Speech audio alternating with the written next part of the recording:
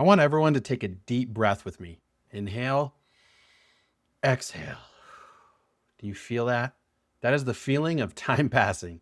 That is the feeling of aging. Because listen, if you thought the most stressful part of your week was deciding which brand of caffeine to slowly kill yourself with, or navigating the absolute minefield that is modern existence, I have some news. We need to go back in time. The year is 2012. The Avengers just came out in theaters. We all thought the world was going to end in December because of the Mayan calendar. Gangnam Style was the peak of human culture, and a developer named Edmund McMillen, the beautiful twisted mind behind Super Meat Boy and The Binding of Isaac, announced a little game called Mewgenics. He dropped a trailer, it was weird, it was catchy, and then silence.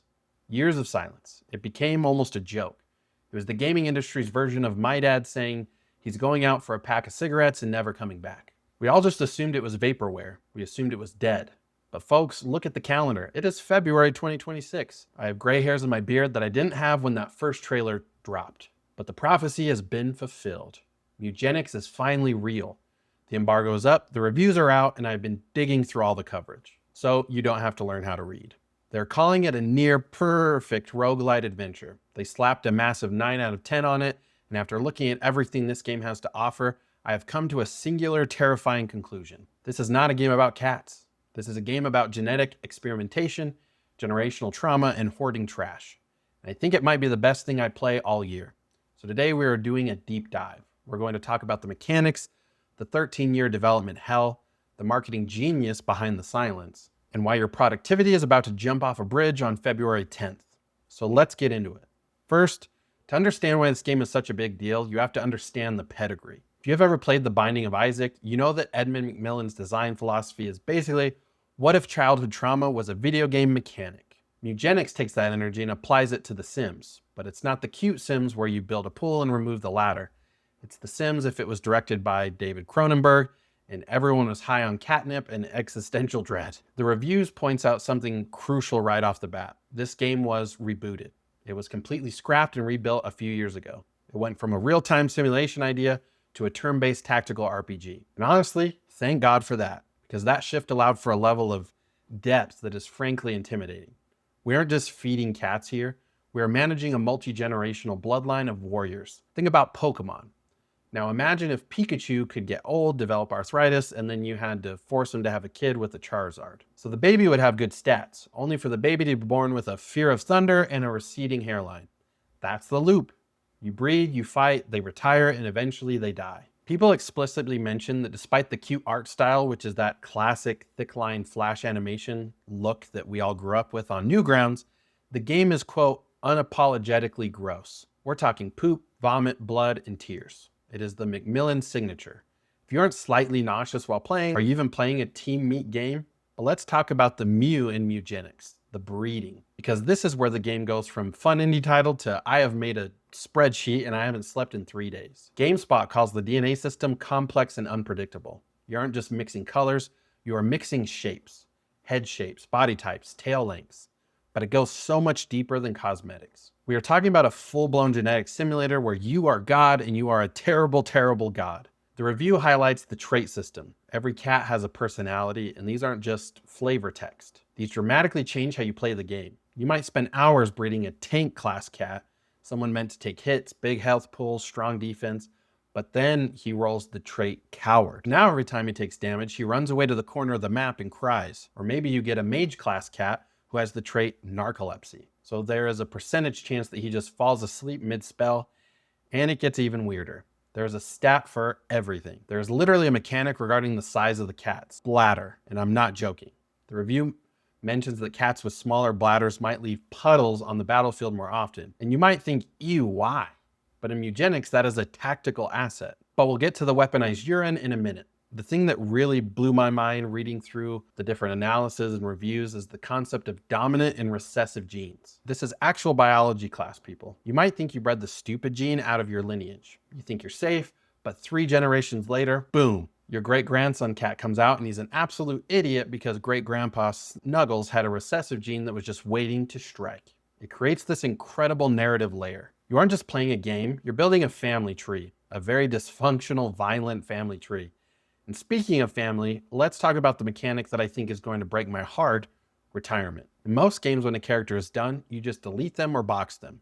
In Mewgenics, if your cat survives a run, which, let's be honest, with my skills is unlikely, they don't just keep fighting forever, they get old. They get tired, they retire, they go home to your hub world. They become a stay-at-home dad or mom. Their only job becomes raising the next generation. So you have this visual of your former hero, the cat who slew the giant boss in chapter 2, now just walking around the house with a cane, yelling at the kittens to get off the lawn. It is such a brilliant way to handle progression. You are literally running a retirement home for PTSD-riddled feline warlords. It's beautiful in a messed up way. Now let's pivot to the actual gameplay. What do you do when you aren't playing matchmaker? You fight. The combat is grid-based, turn-based tactics. If you've played Final Fantasy Tactics, XCOM, or even Into the Breach, you know the drill. But because this is Mewgenics, it's chaotic. There's an element system. You have your standards: fire, ice, water, electricity.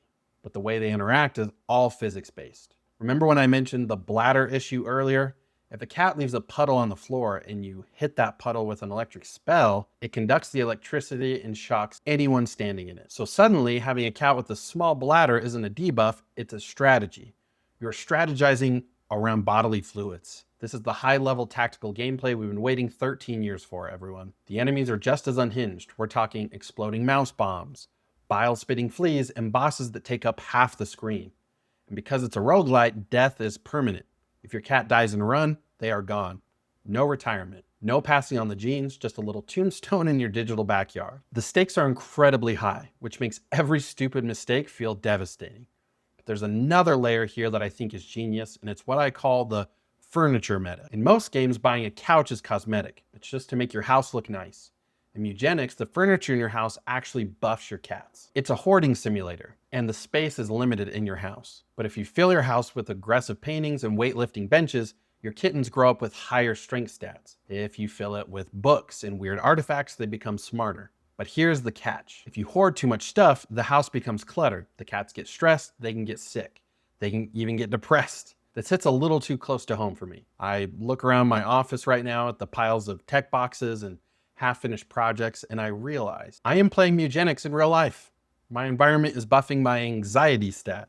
It creates this gameplay loop where you are fighting not just enemies, but your own lack of organization skills. You have to balance the buffs with the quality of life for your pets. Do you want them to be super soldiers living in a house filled with garbage because the garbage gives +1 defense? Or do you want them to be happy? It's a moral dilemma. Now I want to take a little sidebar here. We talk a lot about gaming news on this channel, but I want to sprinkle in a little bit of marketing analysis because I think what Team Meat has done here is fascinating. From a marketing perspective, Mewgenics is a masterclass in brand loyalty and scarcity. How many companies can go dark for a decade, reboot their product entirely, and still have a line around the block when they finally launch? Not many. If Ubisoft went silent on an Assassin's Creed game for 13 years, people would just move on. But McMillen has built a distinct voice. He has built trust. We know that when he puts something out, it might be gross, it might be incredibly difficult, but it won't be boring. In a world of live service slop where games are designed by committee to maximize engagement metrics and sell you $20 skins, Mewgenics feels like a singular weird vision. It feels punk rock.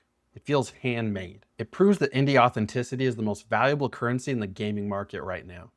You can't buy that kind of hype that comes from just being genuinely weird and good at what you do. And for the life update portion of the video, because I know you guys love hearing about my personal struggles, this game is going to absolutely ruin my productivity. We just started a new year. I had goals, I had plans to go to the gym, I had plans to, touch grass, but GameSpot says the campaign is over 100 hours long. They say the replayability is essentially infinite because of the DNA combinations. So I'm telling you right now, if you don't hear from me for 3 weeks after February 10th, I'm not dead. I have just ascended to a higher plane of existence where my only concern is breeding a cat that looks like Steve Buscemi. That is my new life goal. If I can breed a cat with bulging eyes and a charmingly awkward demeanor, I have won video games. But seriously, this touches on something I've been feeling lately about the cozy game trend. We have so many games about farming and organizing and being chill, and I love those, but sometimes you want a cozy game that also lets you fight Satan.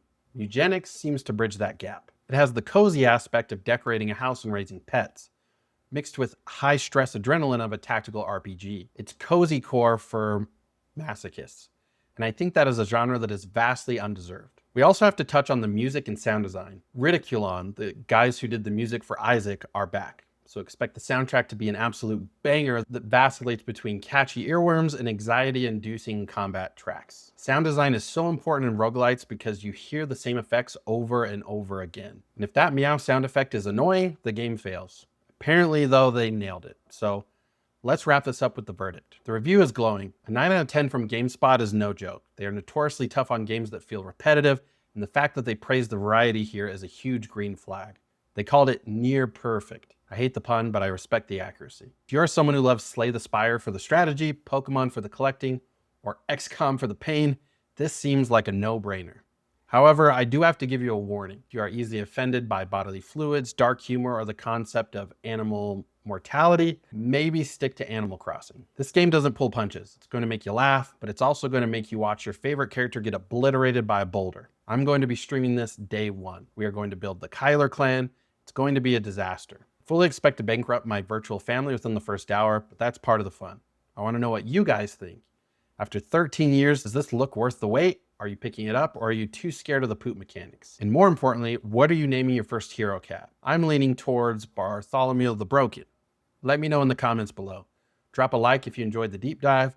Subscribe if you're new. It really helps the channel out and helps me justify buying more coffee to fuel these scripts. I've been Kyler Ray. Keep it weird, guys. Peace.